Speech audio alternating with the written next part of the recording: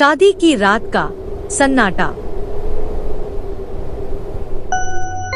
गांव सहारनपुर में एक पुराना हवेलीनुमा होटल था, कुलधारा पैलेस, जिसके बारे में कहा जाता था कि वहां एक दुल्हन की बर्बाद शादी की चीखें आज तक गूंजती हैं। लेकिन आज वहां किसी बात का असर नहीं था।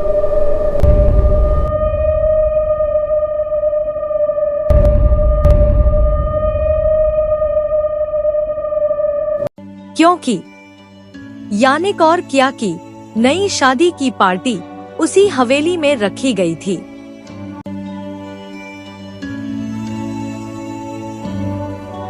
रात के 12 बजने वाले थे। सभी मेहमान चले गए। हवेली में सिर्फ यानिक, किया और कुछ कामगार थे। किया और यानिक डिनर करके कॉरिडोर से रूम की ओर जा ही रहे थे। किया ने यानिक का हाथ पकड़ा। किया, ये होटल थोड़ा डरावना लग रहा है। यानिक हंसकर, अरे तुम भी, गांव वाले तो हर चीज में भूत ढूंढ लेते हैं। पर तभी दूर कोने से पायल की धीमी आवाज आई।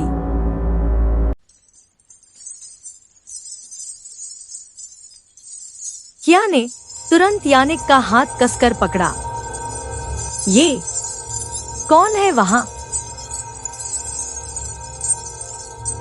शायद कोई स्टाफ होगा, तुम चिंता मत करो। आवाज अचानक बंद हो गई।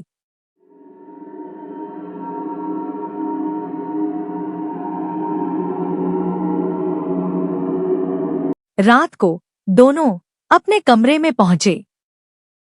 कमरा खूबसूरती से सजाया हुआ था, लेकिन फूलों की खुशबू में एक अजीब सी बासी गंध मिली हुई थी।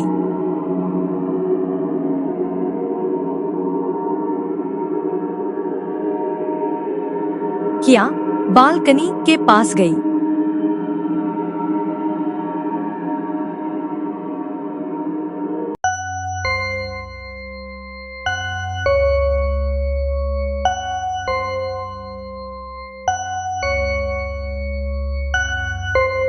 उसे सामने हवेली के पुराने बगीचे में लाल जोड़े वाली एक महिला खड़ी दिखी।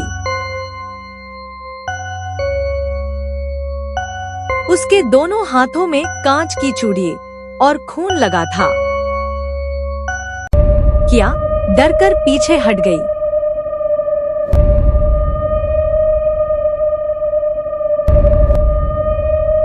यानिक, कोई है बाहर। क्या हुआ? किया वह भागकर बालकनी पर आया, लेकिन वहां कोई नहीं था।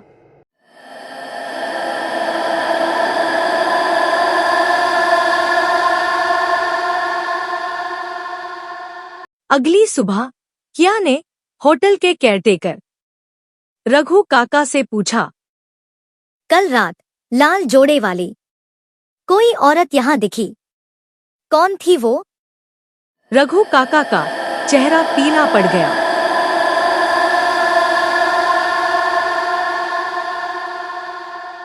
बिटिया, उस औरत को कोई नहीं देखता, बस वो खुद दिखती है। कौन है वो? खूनी दुल्हन, यही हवेली में 5 साल पहले एक दुल्हन की हत्या हुई थी। उसका दूल्हा उसे छोड़कर भाग गया और उसने गुस्से में पूरे परिवार को मार दिया। तब से वो दुल्हन इस हवेली में भटकती है।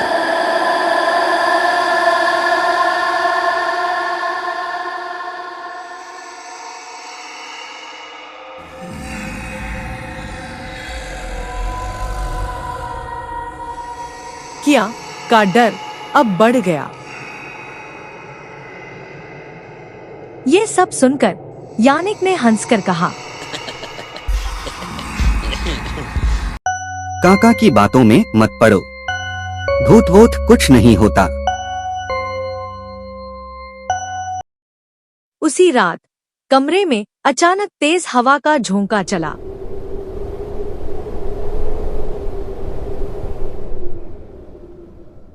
किया को किसी के हंसने की आवाज आई।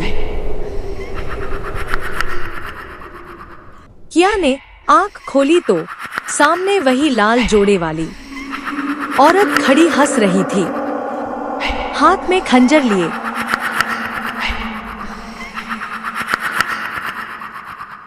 किया चीख पड़ी।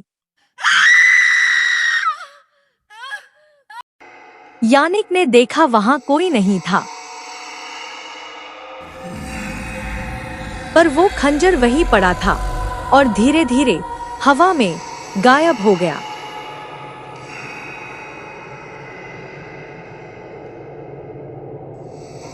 किया कंपाती आवाज में, यानिक, ये जगह सही नहीं है। यानिक गंभीर हुआ।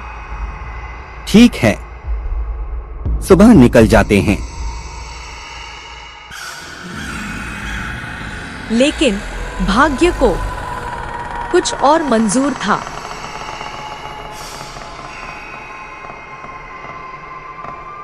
रात के ठीक 3 बजे पायल की वही छन छन फिर सुनाई दी, धीमी लेकिन नजदीक आती।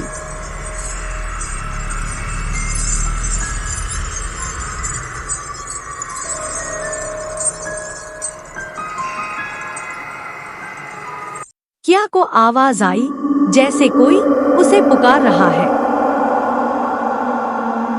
दुल्हन, दुल्हन, उठो, आओ मेरे साथ।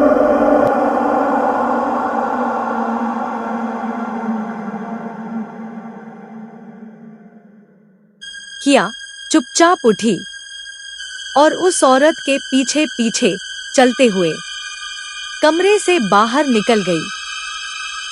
किया को होश आया।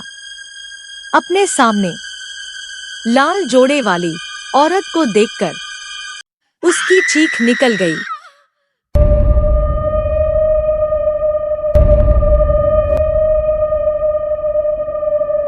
वो औरत जोर जोर से हंसने लगी। उसकी शैतानी हंसी गूंज रही थी।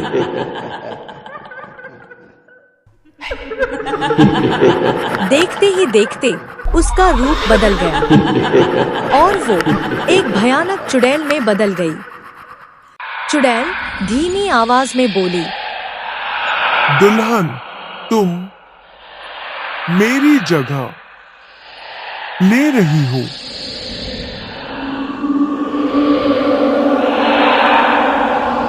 किया कांप गई। मैंने क्या किया है?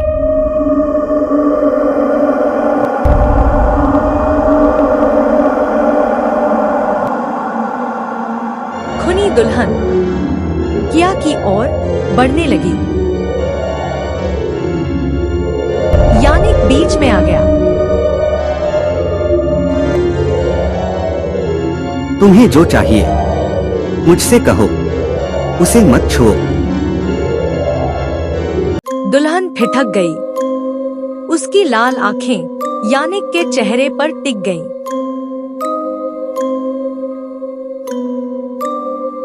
तुम वही हो जिसने मुझे धोखा दिया था।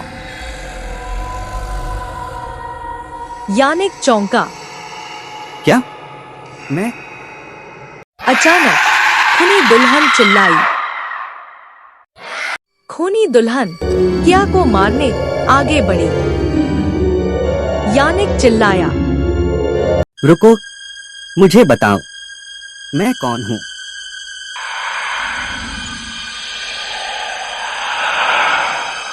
खूनी दुल्हन ने उसे घूरते हुए कहा, तुम मेरे पिछले जन्म के दूल्हे विक्रम हो, जिसने मेरी शादी वाले दिन मुझे अकेला छोड़ दिया। मैं खून से सनी इंतजार करती रही और मर गई।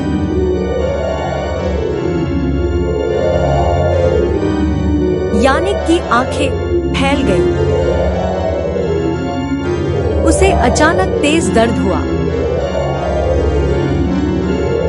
और उसके दिमाग में पुराने जन्म की धुंधली झलकियां आने लगी।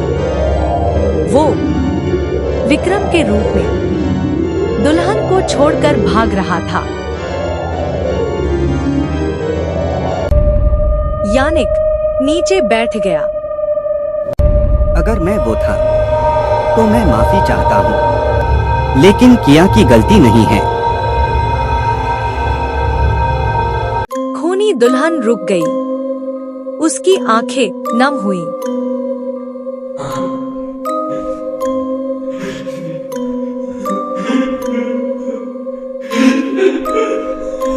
काश तुमने उस रात ऐसा कहा होता।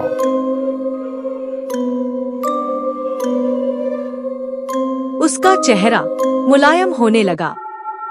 वो धीरे धीरे धुएं में बदलने लगी। अब वो सिर्फ हवा में थी। एक आखिरी वाक्य उसके साथ गूंजा, अब मुझे शांति मिल गई। और वो गायब हो गई।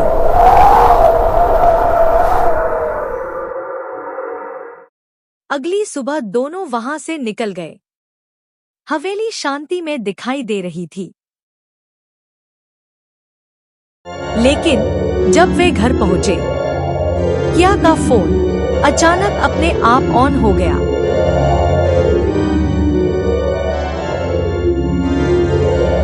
किया ने फोन उठाया और नोटिफिकेशन पढ़ा। मैं चली गई हूँ, लेकिन दूल्हों को धोखा देने की सजा कभी खत्म नहीं होती। और आखिरी लाइन, अगली बार कोई और दुल्हन आएगी। किया का चेहरा सफेद पड़ गया। यानिक ने तुरंत फोन बंद कर दिया। लेकिन पीछे वही खंजर पड़ा था।